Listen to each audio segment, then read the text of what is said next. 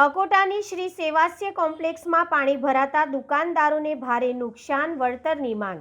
વડોદરામાં ચોમાસાની શરૂઆત સાથે જ પાણી ભરાવાની સમસ્યા સામે આવવા લાગી છે. અકોટા વિસ્તારમાં આવેલ શ્રી સેવાસ્ય કોમ્પ્લેક્સમાં વરસાદી અને ડ્રેનેજનું પાણી ઘૂસી જતા 10થી વધુ દુકાનદારોને ભારે આર્થિક નુકસાન વેઠવાનો વારો આવ્યો છે. અકોટા વિસ્તારમાં આવેલા શ્રી સેવાસ્ય કોમ્પ્લેક્સમાં ભારે વરસાદ બાદ પાણી ભરાઈ જતા વેપારીઓની મુશ્કેલી વધી ગઈ છે. દુકાનદારોના જણાવ્યા મુજબ દર ચોમાસામાં અહીં પાણી ભરાય છે, પરંતુ આ વખતે બુલેટ ટ્રેન પ્રોજેક્ટની ચાલી રહેલી કામગીરી દરમિયાન ડ્રેનેજના નિકાલમાં અવરોધ સર્જાતા સ્થિતિ વધુ ગંભીર બની છે.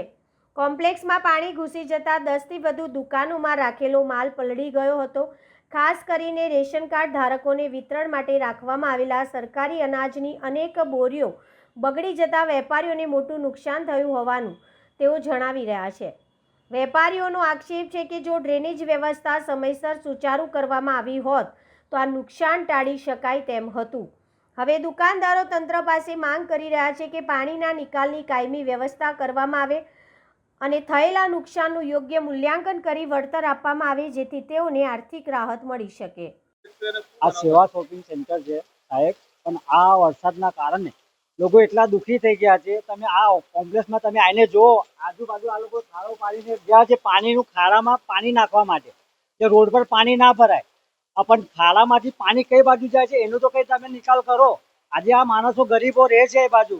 આજે તમે આ કોમ્પ્લેક્સમાં તમે જો કમર જેટલું પાણી પી ગયું. તમે બાજુમાં ઝુંપડપટ્ટી છે, તમે આજે ઝુંપડપટ્ટીમાં જઈને જુઓ કે કેટલા ઘરમાં પાણી પી ગયું, કેટલાનું અનાજ બગડી ગયું, કેટલાનું ગાટલા બચી ગયા. આજે છોટા છોટા બચ્ચા લોકો, આ લોકો ઝુંપડપટ્ટીમાં રહે છે, રોજે લાય રોજે ખાય છે. એમનું સેવા કોણ કરશે? આજે કોણ આવીને જોવે છે કે ભાઈ કેટલા પાણીમાં, આજે સમજો 20 ફૂટે વિસા મંત્રી પાણી ભરાય તારે એટલું પાણી આ બાજુ સંજયનગરમાં કે સેવા શોપિંગ સેન્ટરમાં એટલું પાણી આવે છે. આજે નહીં જેવો વરસાદમાં આજે તમે જુઓ છો તો 2-3 ફૂટ પાણી દુકાનમાં પી ગયું, 3 ફૂટ લોકોના ઘરમાં પાણી પી ગયું. એ લોકો જાય કઈ? એનું રસ્તો કોણ કરશે? સરકારી અનાજ આજે તમે જોઈ શકો છો 20 થી 25 બોરીઓ પલ્લી ગઈ છે. આજે ગરીબોને કોણ અનાજ આલશે? આ દુકાનવાળો ઓછી આવવાનો છે? એ તો કે છે અનાજ બગડી ગયું, બસ ગરીબોને અનાજ કોણ આલશે? મહેબૂબ શેખ.